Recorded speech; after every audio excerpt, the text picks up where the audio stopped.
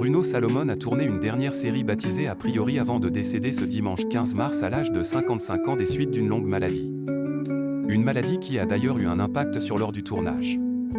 Bruno Salomon a rendu son dernier à l'âge de 55 ans ce dimanche 15 mars des suites d'une longue maladie comme l'a rapporté son agent à l'AFP.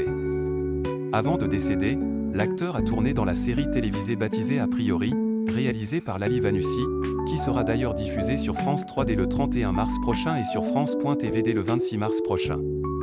Un dernier tournage qui avait été bouleversé par sa maladie, comme le rapporte Paris Match.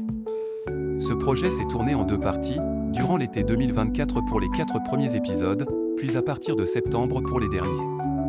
Mais, si au total 10 épisodes étaient initialement prévus, seulement 8 ont finalement été produits.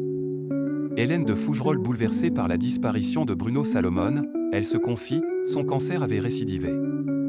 Dans les colonnes de Paris Match, Hélène de Fougerolles s'est exprimée sur le décès de celui à qui elle avait donné la réplique dans la série Mention particulière ou encore dans Le secret d'Élise, reconnaissant ne pas avoir été une intime de Bruno Salomon, tout en ayant de la tendresse pour lui.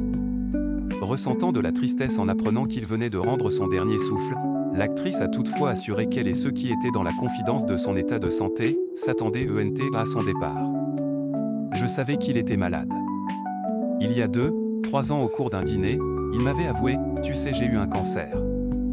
Et puis en septembre dernier, j'ai su par quelqu'un d'autre que son cancer avait récidivé, a expliqué Hélène de Fougerolles, qui continuait à lui parler pour lui donner de la force dans son combat contre la maladie et suivre l'avancée de celle-ci.